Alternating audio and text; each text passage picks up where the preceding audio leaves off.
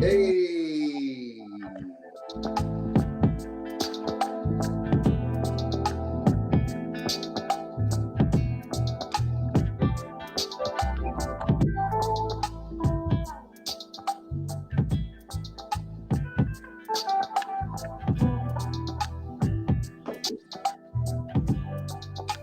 Never, never, never. World's a stage. All the world. Never women play. You know, never be afraid. Nigga, I know. Nigga, I know. Never meant to stay.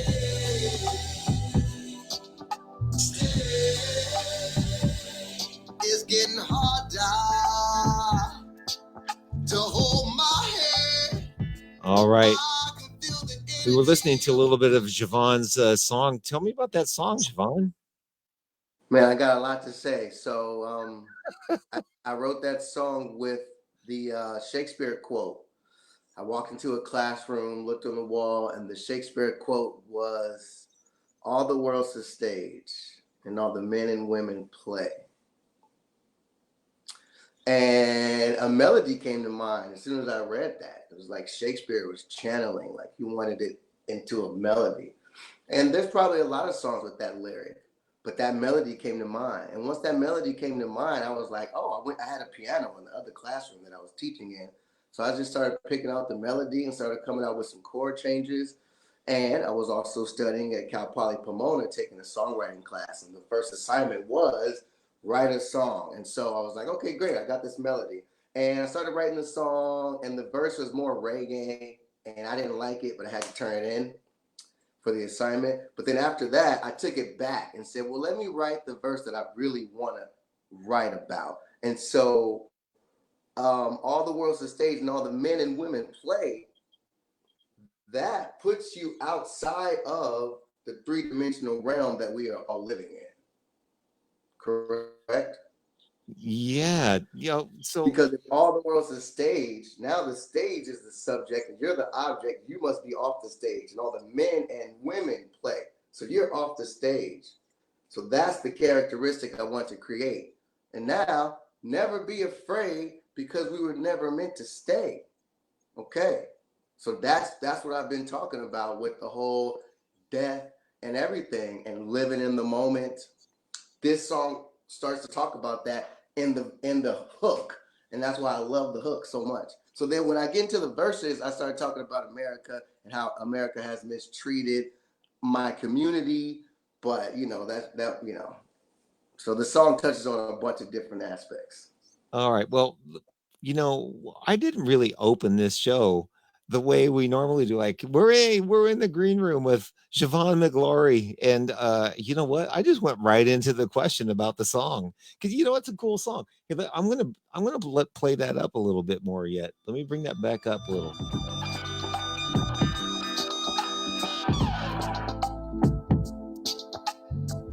Well, this is the end. So I produce. So that's one of the first songs that I produced all by myself in my studio with all the sounds coming from me. Oh, So nice. I'm really proud of this song. Well, it sounds good. So Thank you. do you have a studio in your home? Absolutely. And why don't you do this bit in your studio? Well, I just feel like there's more lighting right here. So we're having lighting issues last time. So so so you did all the tracks and you did all the voices and everything. That's cool. I like it. okay, That's right. a And so thank you. And so the guitar player in the song is my cousin Creed Bailey, Philip Bailey's son. okay. So he lives in LA, and I was like, I need some electric guitar on this. So I went, and had him come in and play on it. So Okay, so now this is bringing us into to the meat of what I want to know about you. Okay. okay, I've met you. We met doing gigs, and I think the first gig I met you on was a some Jewish event. And if I'm oh, with Robbie, with Robbie, yeah, down in San yes, Diego, and shout out to Robbie. right, and I walked around with the camera and took videos of you and everything, and then we kind of didn't see each other for a while, and all of a sudden we showed up seeing each other on gigs again, and I don't really know anything about you other than hearing you sing great on these gigs. And Well, thank you. You know, and let me say something. That was one of my very first gigs in the city. I feel like, and so Robbie threw a song at me. I think it was a jazz Frank Sinatra joint, and I butchered it terribly that day. And it really made me respect Frank Sinatra. Like, oh shit, he what, makes it sound so easy. right? Wasn't I it? remember that day. Wasn't the song uh, "Someday when I'm feeling low"? Da da da da. I think it was how was it how could how could it be you? I don't know that one. How No way. It had to be you. it had to be you. Yeah, well, yeah, Frank did that one too. So yeah, I that. think it had to be you So where'd you said it was one of your first gigs in the city or in the city. Yeah. in LA. Where Yeah. did you had you just moved to Los Angeles? Well, I was performing in Dubai, United Arab Emirates, for the past 4 months before I started performing in LA. Where did you grow up? I grew up in LA, but my Oh, first gig was across the world. oh, and well, wait a minute now. Why didn't you call me, man? I want to go there. Wait, We're talking 2001. whoa. So what? You must be only like 20 or something.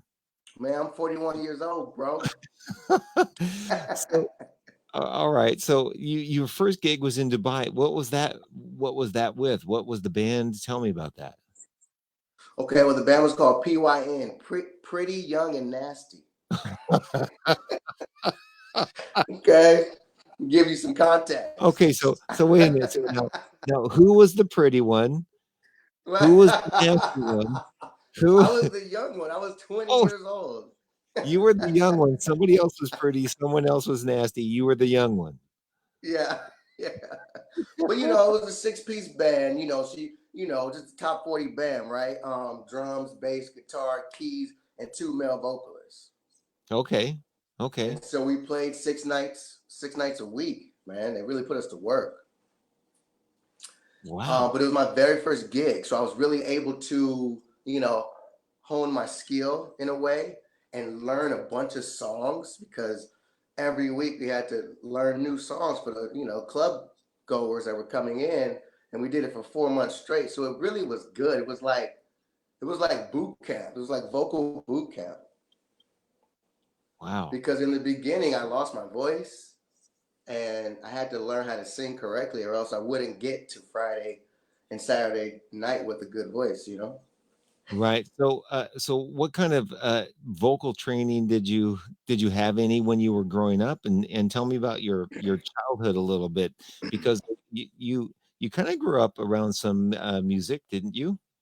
Yeah, yeah. So my uncle's Philip Bailey, and he helped me, hone my skill. He helped me know what singing really was, right? So I'm singing around the house and singing up and down the street as I'm walking to work, and I'm thinking I'm sounding good, but apparently I wasn't.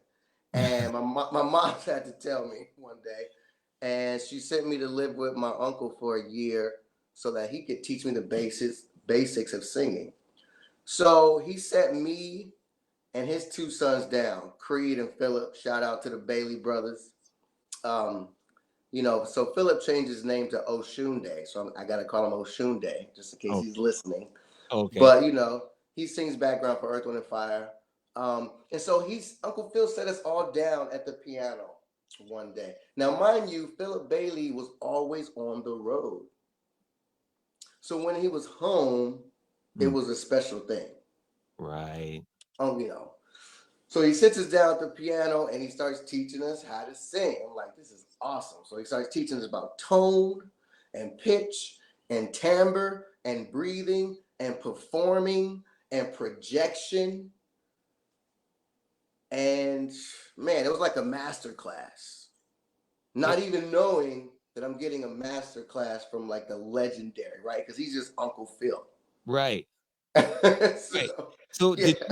so at the time you had no idea where he'd been and what he'd done. Well, I did. I mean, his house, it said it all, No, right? He was in a huge house. He had Grammys all around, right. gold records, platinum records. So Yeah, but I mean, so how old were you then? about I was 16 when I went to go live Oh, with. okay. All right. So yeah, so you were. I was thinking if you were like 8 or something. You Yeah, they. My mom sent me when I was in high school. I got you. Okay, so 16, you would have an appreciation for where he was from and what he had Definitely, done because definitely. yeah, yeah. And then he got us a piano teacher. So Creed decided to play football instead of focus on music. So then it was just me and Philip Jr., aka Oshunde. And so then we started learning. He would send us a piano teacher every week. While Uncle Phil was on the road, he would make sure a piano teacher would come teach us. Right?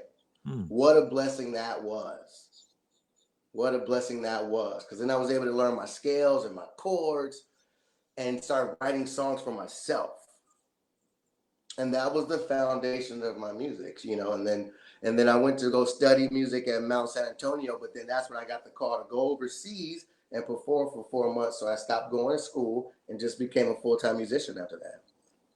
Wow, wow. So you went over there and sang for 4 months.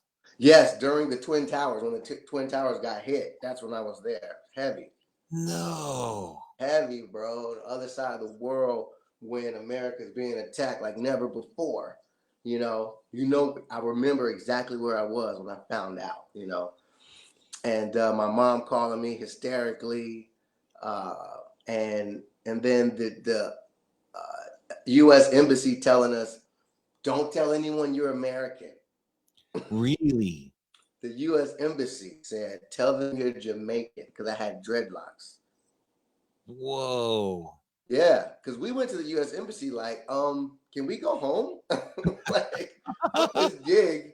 We want to go home. They're like, no, you signed the contract. You still got to do the gig. Just don't tell anyone you're American. Wow. So were you able to pull off any kind of Jamaican accent or anything? Fuck no. Oh, man, you know. Fuck no. Not at all. Had no idea. So I tried to keep it low key, but you're on stage every night. Yeah. And and you're just like, man, am I a target all of a sudden? Because I wasn't aware, So that when it you was that heavy. uh, I'm thinking all of a sudden when you said, "Are we a target?" What you were thinking when you went to perform and you're in a public place, right? Yeah, yeah. And Hotels. We're performing in the know major hotels. down at Americans, and you don't know whether anybody's thinking you're American or not. But you haven't told anybody, but still, you're standing there going, "Wow, I'm American. Are they going to come by and just shoot us or something?" Were you thinking that? Well, there were a lot of similarities. Like the hotel we were performing in was called the Twin Towers. Felt No. weird. Oh, Yeah, felt weird. oh Um, man. and like as we're driving to the show, there's on the radio, they're like, "Come see the 6 hot Americans at the Twin Towers Saturday night." And so like they're putting it on the radio. And I'm like, Oh, damn, are they gonna come get me like for I being American? Because I'm in the Middle East. yeah. I I was, would be scared. a little bit. So our keyboard player, Pat, shout out to Pat, he bounced on us and said, "Fuck y'all, I'm going back home," and left to Minnesota. No. Left us stranded, bro. So then what did we do? We had to go. There was a piano lounge singer downstairs. We would perform upstairs. She was downstairs. Okay, now we were a funk R&B band. This lady was a tall, blonde, big bird looking woman that would play like nice, beautiful songs. Funk was not her thing. Okay, all of a sudden we were like, "Yo, can you come play our gig after your daytime gig? Can you come play our nighttime gig?" Man, everything went from being laid back, slick, and funky to choppy and motherfucking stiff as shit because the keyboard is like. That's what I realized. Like, oh wow, that was a good keyboard player. What, what, was she cute? Did she look She good? was, she was beautiful, man. She was Okay. beautiful. She saved our ass. Let me tell you, doing R&B funk without keyboards, man. Yeah. Yeah. Yeah. Man. What a story. So Yeah, how did you end up did you finish the contract like yeah, normal and yeah. were able to come back home and it wasn't a problem, right? It wasn't a problem, but my luggage, they held on to it for like a month or two, bro. Really? Because I was coming from UAE, and so it had to go through like major. I remember when I got my luggage, they had gone through it so much, they just torn everything up in my bag. And they didn't put it back together. And like, I felt like violated. Like they held on to my bag for like a month or so, and then it was just all torn up. I'm like, but that was a byproduct of what had happened. Yeah. Yeah. But you did get everything back though. I got everything back. It did. Wow.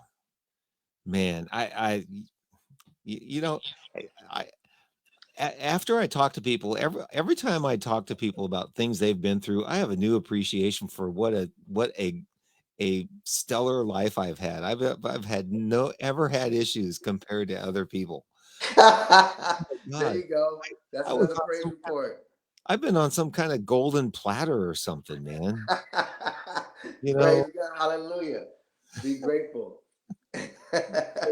so you come back to LA and Yeah. you start working around and somehow you run into what were the kind of gigs you started doing back here? Same kind of Well, I stuff? started trying to get any kind of gig possible. I got on Musicians Contact. Remember Musicians Contact? Um, and it was just like word of mouth. I would show up to bars and do jam sessions. Mhm. Just try to get my name out there. Do a lot of free gigs. But then I used to get like $50 gigs and then $75 gigs and $100 gigs, and it just kept getting bigger. But yeah, it started off by me just showing up places and saying, "Hey, I can sing." Yeah, yeah. So you had to do that for a while though. I mean, a lot of times when people sit back in the Midwest or like I was when I was a kid, for example, and I would look and somebody all of a sudden like you would come out with a record and on TV. There was this idea that, oh man, they just made it. And w- what I'm getting at, or my point is, guys like you sit and work for a long time many times before that you all of a sudden that overnight success is. I mean, things require work. Things require, No question. right? Yeah, universal law, right? Right. Like So anything else. yeah, so how long before you finally got like something you were really happy to do and proud to do? I was really happy when I dropped my debut album, Coffee and a Blunt, in 2011. So if you think about when I started my career in 2001, I can say 10 years later, I had finally dropped my debut album, Coffee and a Blunt, independently. So that's 10 years. I That, never thought of it like that. that's a long haul. That's a lot of work. Yeah, when you think about it like that, yeah. Yeah. So here's the thing is you drop the album in 2011 and you're going like, "Phew, okay, this is cool. But the years that led up to that Right. was And so I was doing a lot of other things musically in between that. So that's probably mm, why it took so long. Like I had a rock band called Solace that I was doing, my rock and reggae band, and we traveled the world and went to Iraq and Afghanistan and Germany and Kosovo and Bosnia what? and How'd you do Kuwait. what? So was that a gig did you put the band together? 2005, 2006, it was me and the guitar player Sam Wright, and we were the founders of the band. And so what did you do to put the band together and then get those gigs? What was that? Yeah, Sam had connections with USO, and it was during the war, the Afghanistan war, the Iraq war. They needed entertainment. They needed to build troop morale. We were dropping an album, and we said, "Let's go into a war zone to promote it." That's crazy. So you put the band together and did like a USO tour thing. Yeah, yeah, we did multiple USO tours. Okay, so did the military then transport you, pick you up? Did you have to go military planes? Military, everything, man. Bulletproof cars. Okay, we had to wear the Kevlar. We had to wear the helmets. Okay, had to fly in the Chinooks. Low at night. Shit, Dude, like flying over Baghdad, flying no. over Fallujah. Real talk, bro. I see. I there's again. I would be too scared to do that. I would like. Man, Oh, come on, man. we flew over the Red Sea, man. We flew over the Himalayan mountains, man. That was the most beautiful thing I've ever seen in my whole entire life. I'll bet it was. I bet it was beautiful. Yeah. So you find they drop you into and you land only in military bases. You Right, only on the bases. and because you're doing military gigs, USO, and it was fun, right? You got to meet some cool We people, had a great time. We had a wonderful time. but you weren't able to go do sightseeing and stuff like that, though, right? Fuck no. Yeah. Hey, fellas, I'm going to go just take a stroll out to the local market. I'm going to see what's up. No way, bro. They're blowing shit up out there, and they're throwing bombs into the base. So we got hit with mortars. People got hit with mortars. We could have got hit with mortars. Praise God we didn't. But even driving, we would drive from base to base, and there were IEDs. Praise God. But we were right there in the war zone, bro. And how long did you do that for? A couple of years? We did it for about a year. That's long. That's a long time. 2005 and 2006, we would go back and forth. I think we did like 3 Afghanistan tours and then 2 Iraq tours. And the Iraq tours paid more. Was it more dangerous? I think so. I think that's why it paid more. Okay, fellas, we're going to send you into Iraq. Now you're going to have to dodge some Scud missiles. You may have to miss some of those. So we'll give you a few more dollars. Right. And we like David Letterman opened for us for one of the shows. Like he was out there and he did his comedy bit, and then we went on. That kind of stuff. And so did you get to meet and talk with guys like David Letterman? Did you ever hang? I didn't. I didn't. And we opened for the band Stained. That's like a hard rock band. They're Yeah. like really big, and we opened for them in Germany, and that was an exhilarating experience. Never forget. Crowd was legit. So what was it, a military base in Germany though? Yes, But Germany wasn't dangerous. It was fun. Were you able to Germany get wasn't dangerous at all. so were you able to travel around and see a little bit of Germany while you were there? Yes, Oh, absolutely. and you were a rock band. Yeah, rock and reggae. And so opening or working with Stained would be really good. I mean, Yeah, it was a good match then. it was great, man. It was great, man. It was shit. Highlight of my career, man.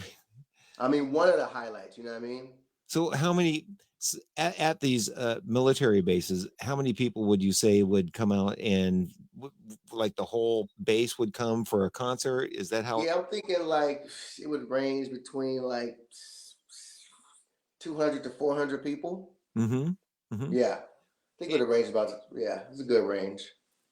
And I would guess when you're out in the middle of Iraq or Afghanistan, two to 400 people feels like that's just about everybody there, right? In those bases. Yeah, yeah, you think about it like, man, they're in a war zone. So they would do anything just to take their mind away from being, not being in a war zone just for an hour or two, right? Yeah, yeah, So even the people, that was supposed to be working or holding their post would try to sneak in and see the show just for a moment and just try to kind of get away. So anybody that could be there was gonna be there, even if they didn't even like our music.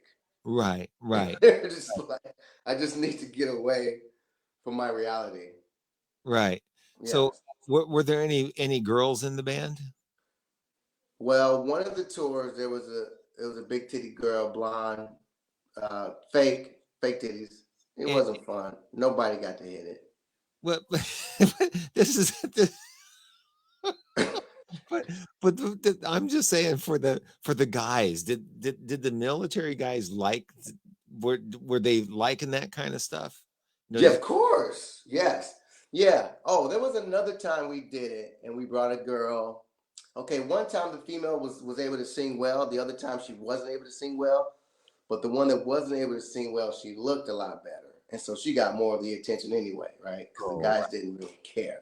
right, right, But right. we did play that up a lot, just the fact that these guys are sexually frustrated, which also should be one of our topics, because we talk about all the things that are taboo, and Right. sex is one thing that is taboo. Yeah, we should do that.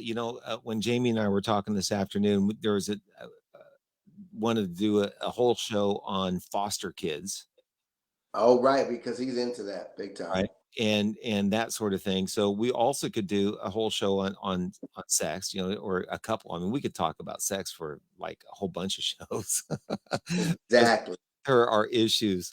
Um, and the But other we thing we did. could talk about is some of this military stuff and the veterans who come home. Were you able to get any kind of sense of how weird that would be? So an understanding of when they come back and they have PTSD, all of that stuff.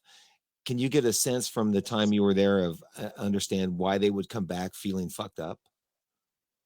Yeah. Yeah, because that experience doesn't go anywhere, Right. you know, unless you like work it out therapeutically, or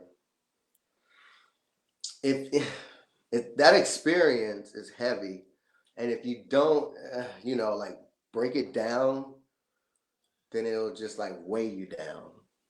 Yeah. So That was so poetic.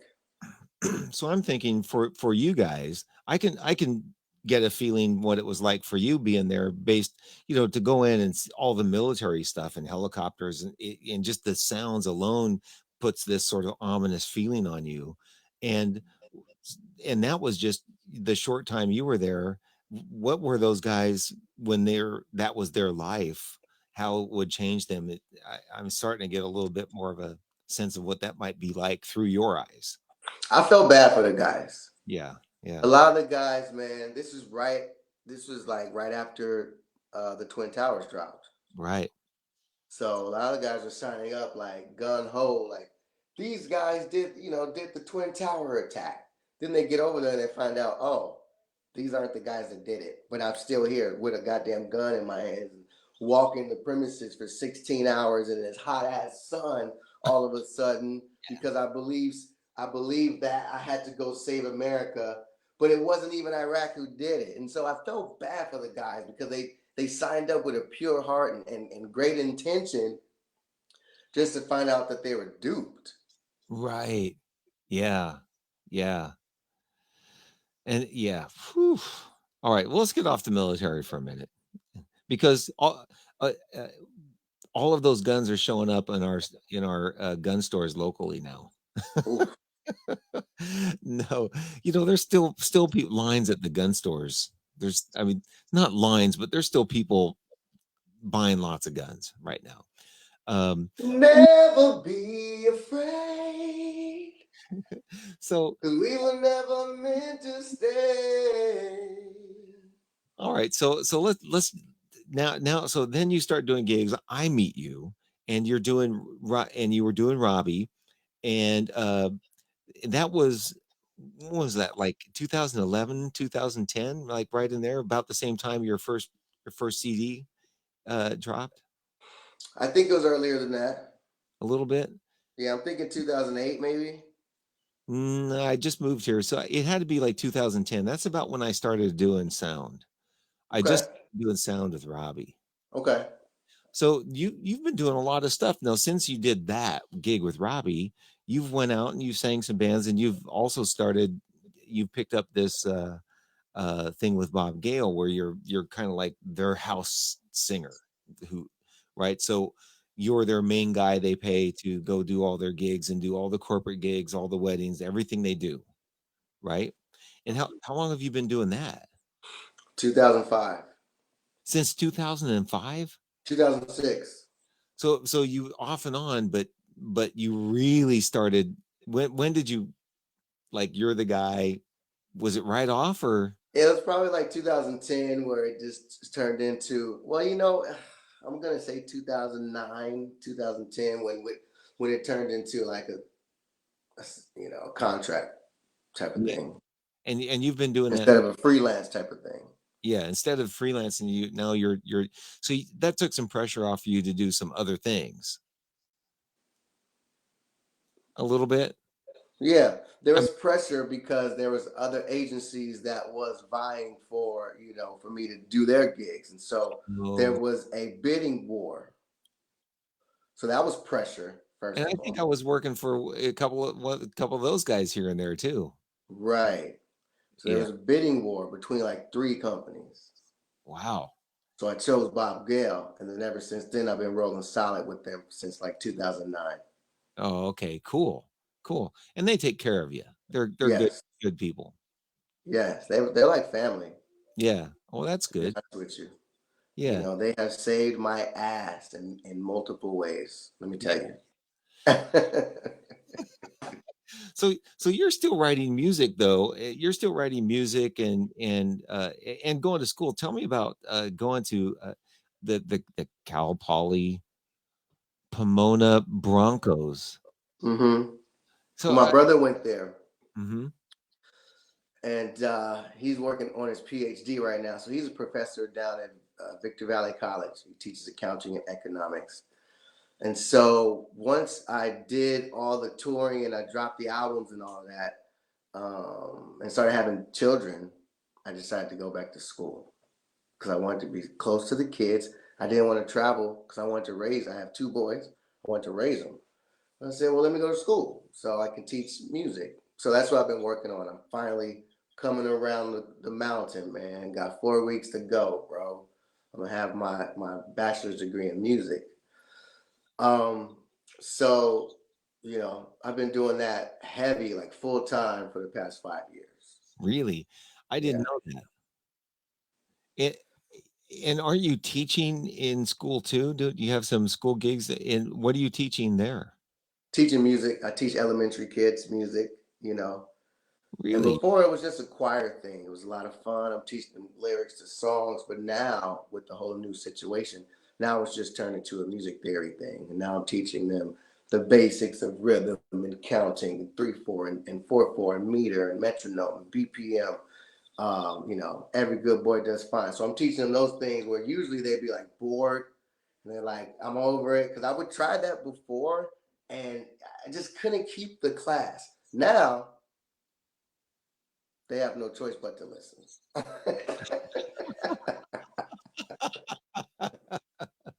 Hey, well, teaching three, four, four, four. That's I know some drummers that you've done gigs with that could use that kind of education. I'm trying to get them early, man. And I'm teaching them about vibration, and I'm teaching them about oscillation. And these are things that they don't teach us in music, but that is the integral part of music. And even more than that, that's the integral part of life, vibration. So let's start there.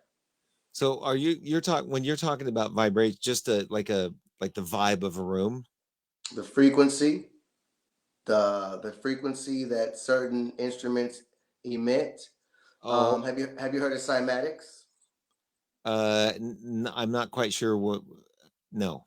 Well, they put sand on a metal plate, and then they put up a frequency, and that sand will create a shape based on the frequency. Oh, all right, right, okay, You yeah, know, so I yeah. want the kids to understand that music creates shapes and patterns within your body. Okay, so now I see where you're going. So, you're talking about the vibration, the actual vibration that the music creates, the wave frequencies and stuff. Okay, uh, part of me was going, "Hey, man, this room's got a cool vibe." Maybe it might get there, but I want to start with the singular thing, oscillation, Right. vibration, All right. Yeah. and Okay. It then took me a minute to figure out what you were talking. You were talking about real scientific kind of stuff. Yeah, and that's what I mean. Like before, the kids would be like, "Whatever, it's over my head, Right. whatever." Right. But now they have to listen. Right. Well, and honestly, I don't know if I ever any of the music classes that I ever took, nobody ever really talked about that. I think Right. my daughter, though, my oldest daughter who went to UCLA for theatrical sound, there were classes in which they had to take about sound and shape of sound and in rooms.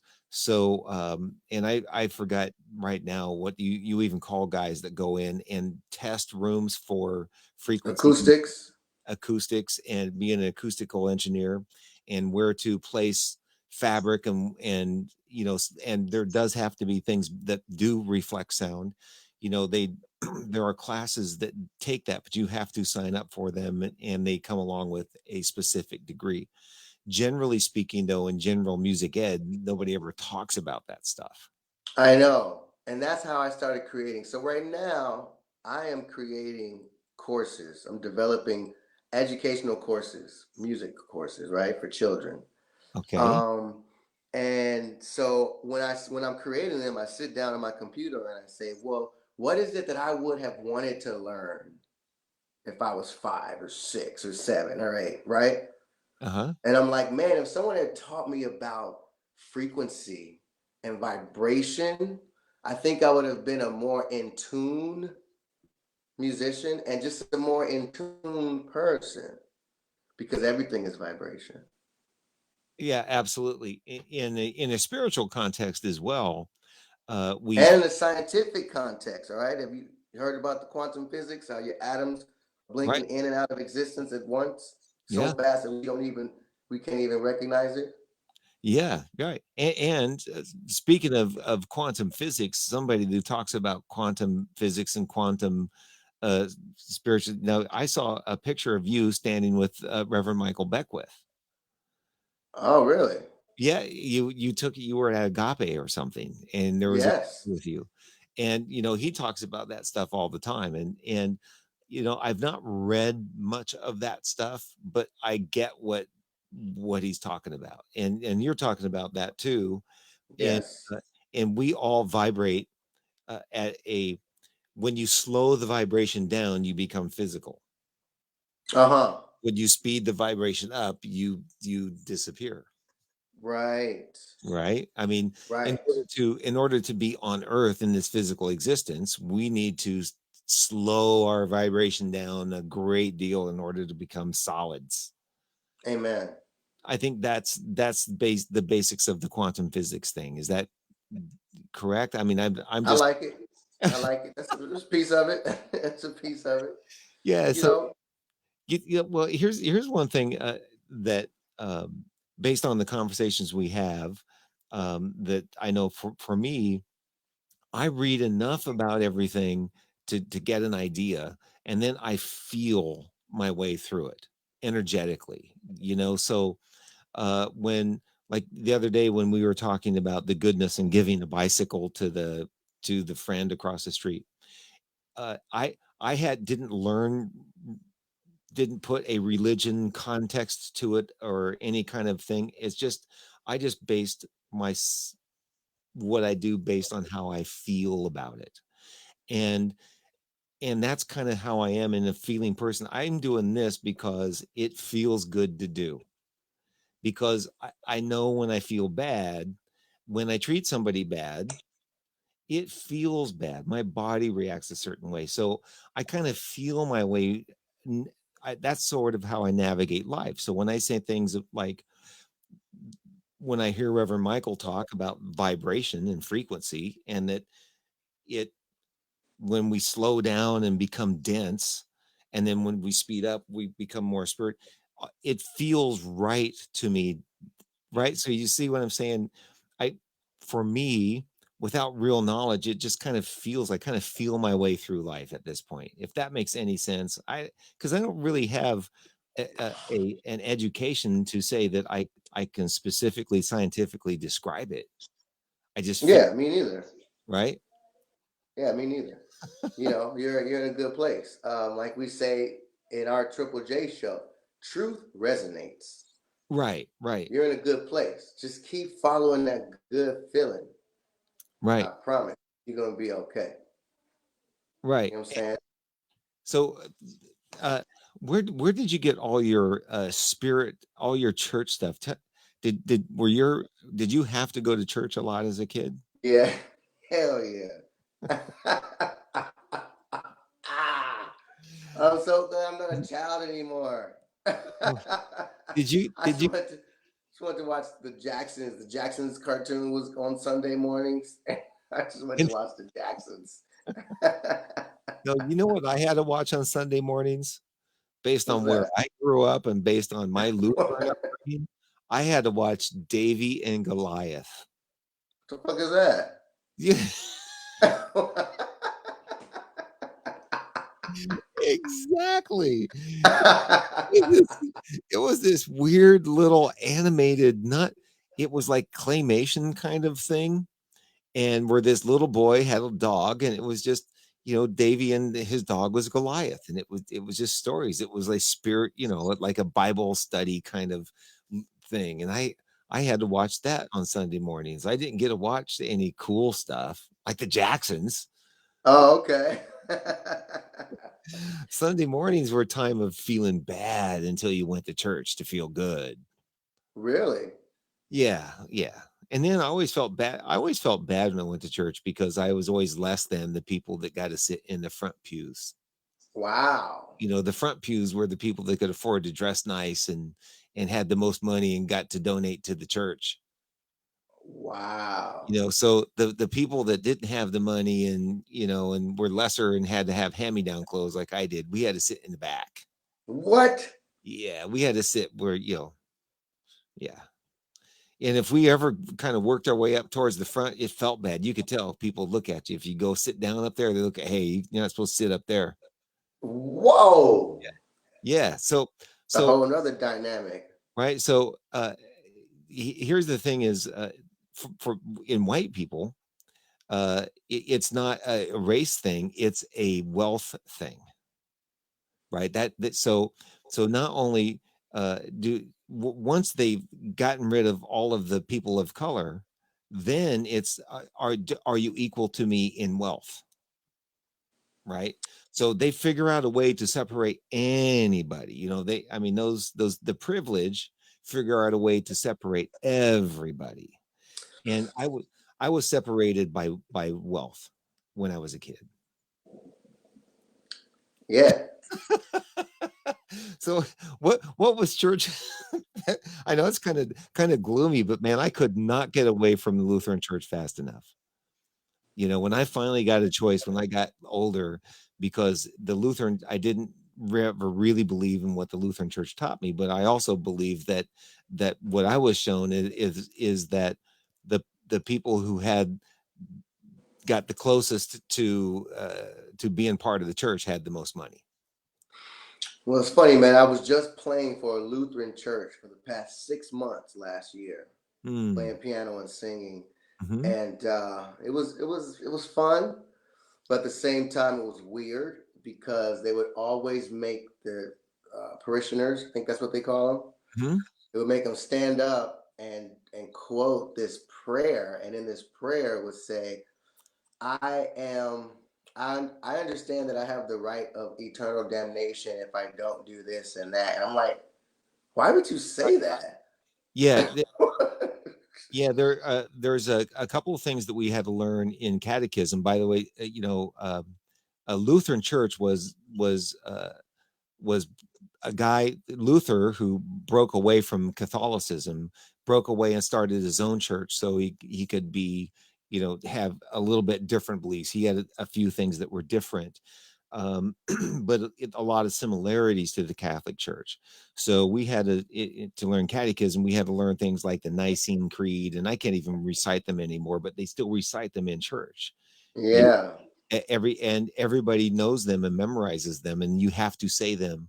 There's two places where you say a couple of things, and there are uh, and when the one that comes to mind is there's always a song that you have to sing when you take communion too. And the one line is that restore unto me the joy of my salvation and uphold me. And it's this thing like, oh, you're saving me, because I'm so awful, I'm so awful, I'm so awful. It was just repeated and beaten into our heads over and over and over, even in those the creeds and those things that we had to say, right? So Terrible, man.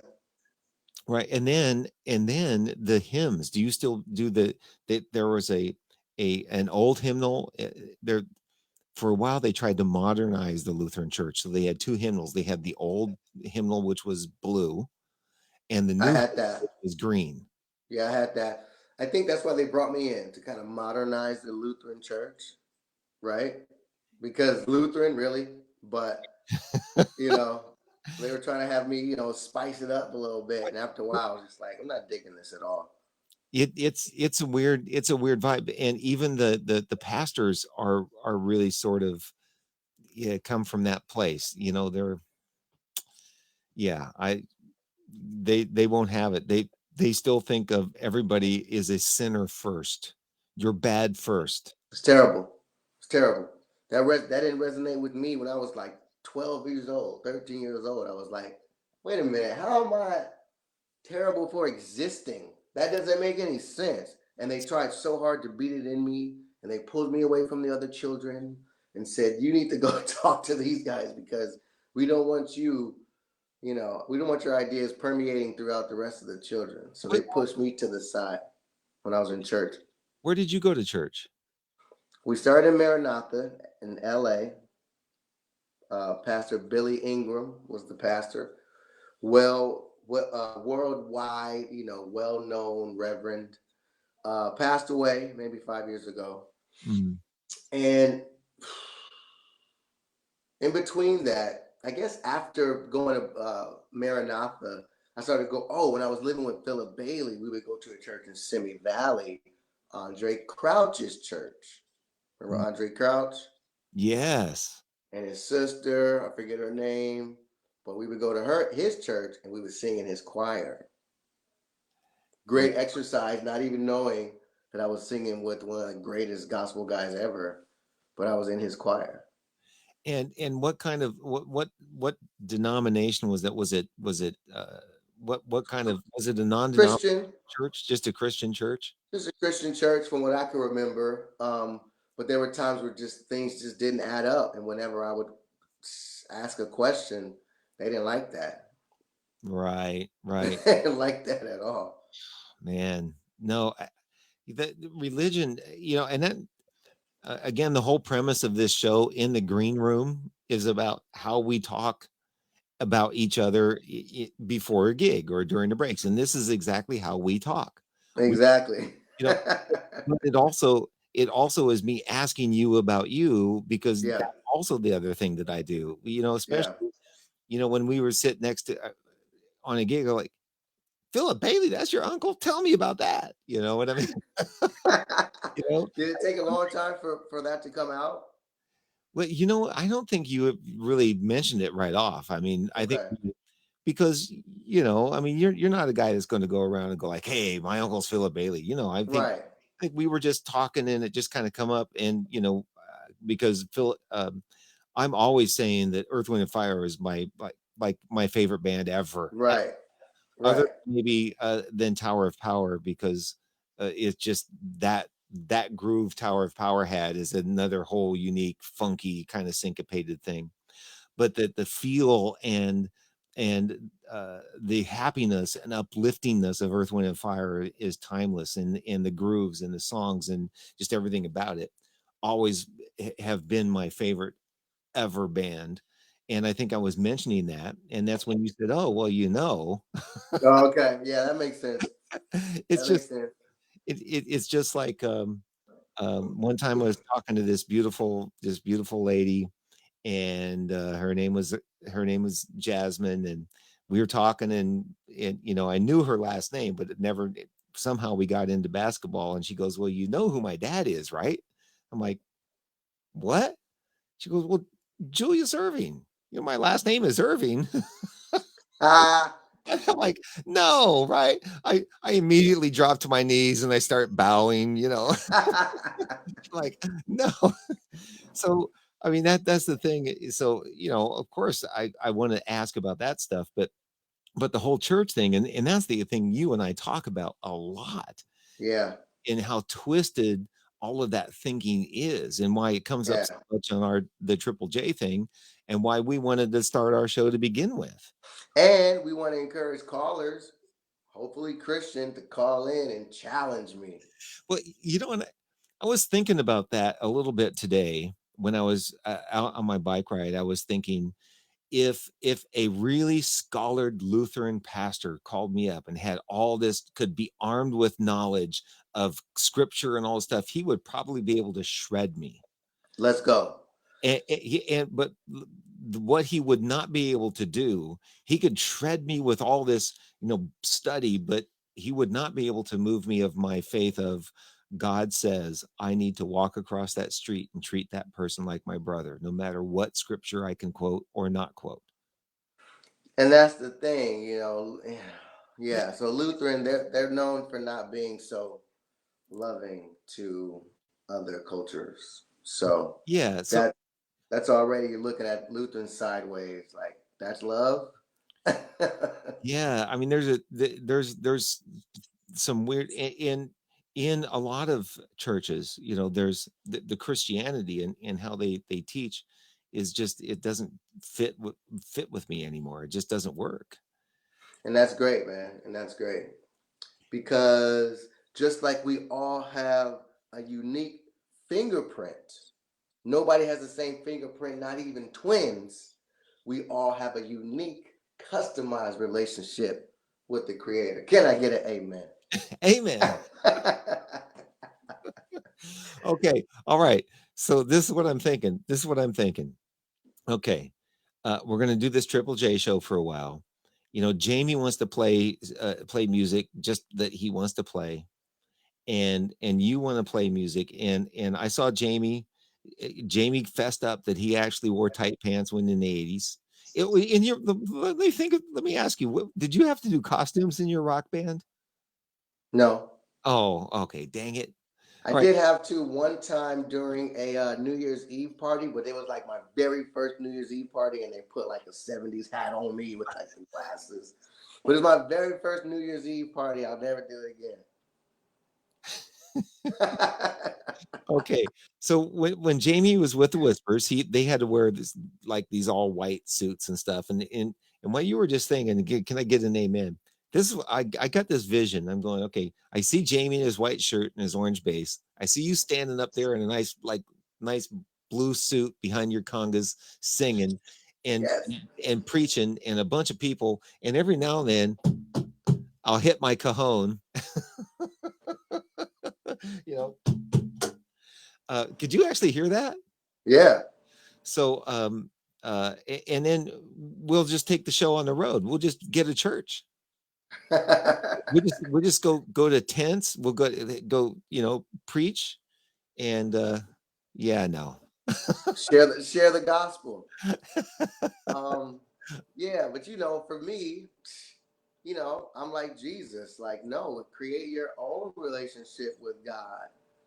I have my relationship with God. You could take some pointers, but at the end of the day, there's going to be somewhere where my truth doesn't exactly line up with your truth, and that's okay. Right. That's Right. okay. Yeah. Um, there was when I first back in early a 78, 79, 80, when I was first getting uh all of this stuff into my head, I was reading books by this guy Dr. Jess Lair, and he was a a professor of psychology at Montana University of Montana, and he wrote a bunch of books. This one book called Why Am I Afraid to Love? Why Am I Afraid to Tell You Who I Am? Sex, If I Didn't Laugh, I'd Cry, and a bunch of books like that. And he was really popular for a long time. And he the way he talked was not of an educated person, right? Even though he was Okay. educated and had a PhD. But what he would say is, I may not have the language, but I have the music. And sort of what I'm saying, basically saying about what we're saying is we may not have the language of all of the scriptures and quoting them and everything, but we got the music. We got the music of love. We can come from that point of view. Does that make Yeah, sense? because like we keep going back to truth resonates, right? Mm-hmm. Truth resonates, and just like the numbers of marriages are going down every year, the number of Catholic membership is going down every year. Yeah. Okay, we're starting to realize like these institutions just don't work for us anymore.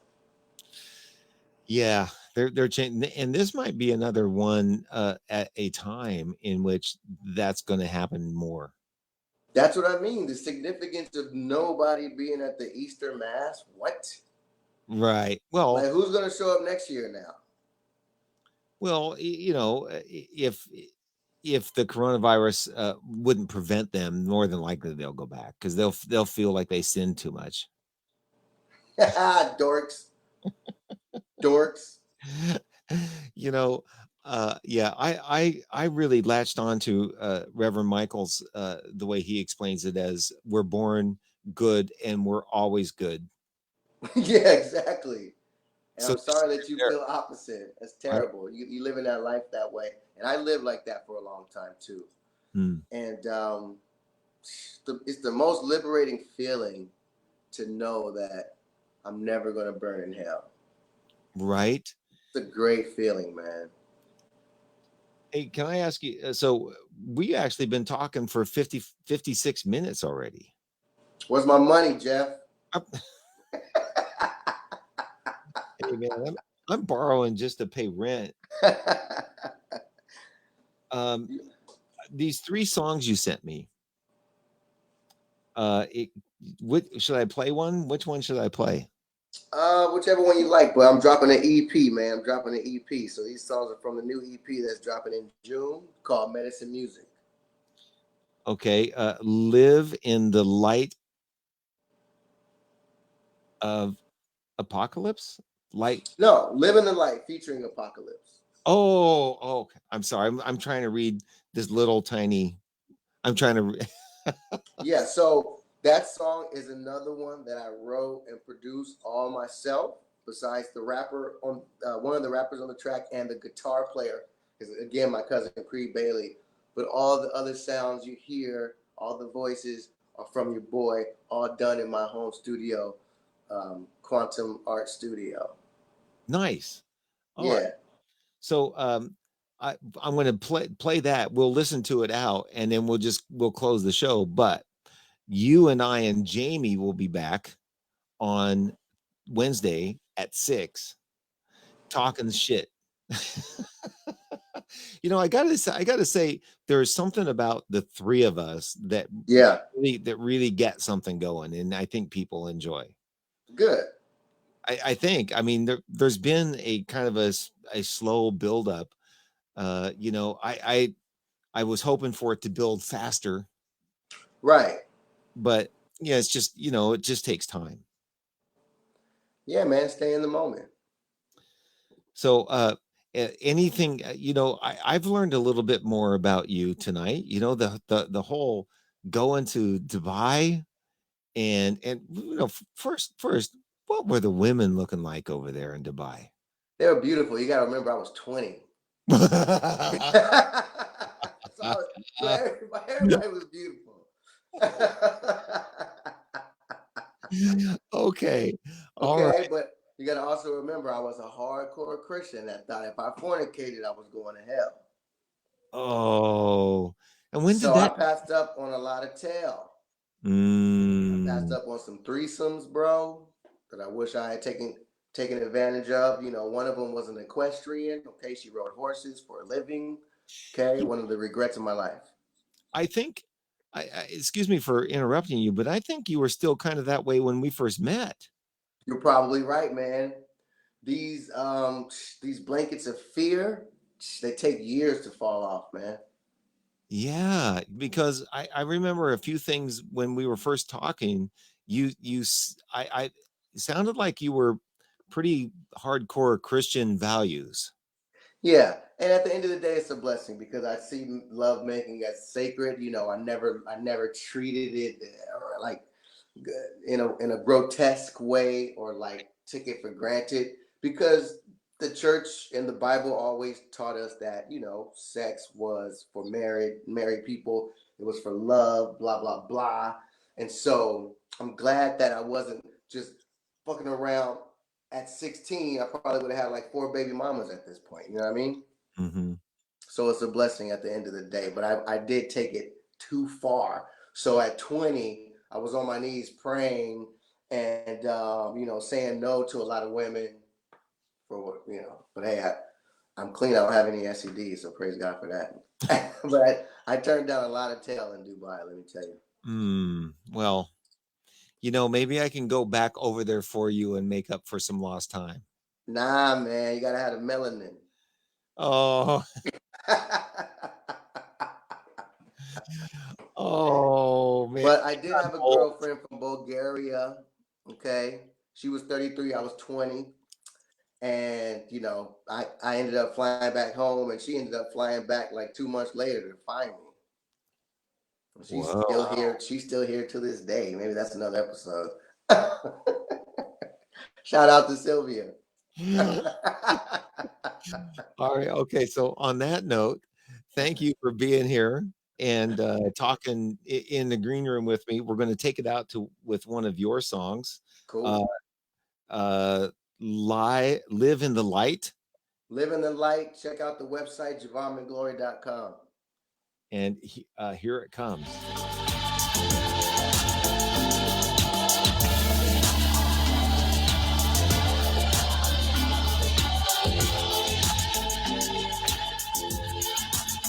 That's why I'm living in the light. No use trying to hide what you tried to find. Live in the light.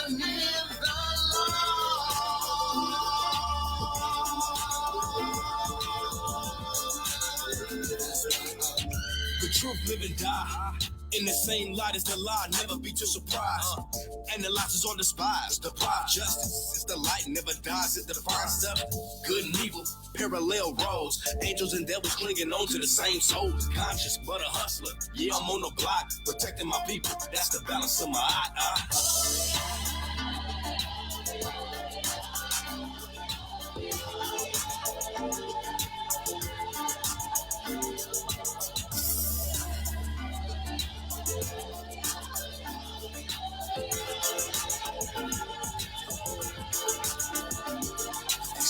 Validation, instant gratification. Will have a nigga up late night in elation until you find yourself laid up like a patient. Cause chasing pleasure all day, pain is adjacent. So promise me you'll live honestly, and I'll be so proud of you like an Obama speech.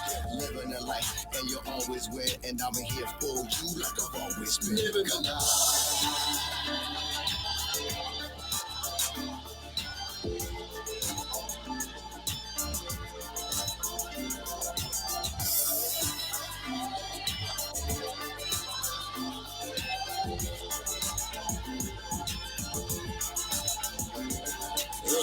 God's approach and get ready for the shakedown. Devil scheming on you fiends for the breakdown. Dark days trying to turn me the other way. After 11:59, it's another day. And even though it rains some days, clouds in the way help you see the sun rays. Looking through my mind's eye. What's a diamond on the wrist where time flies? That's why I live in the light. No use trying to hide what you're trying to find. Living in the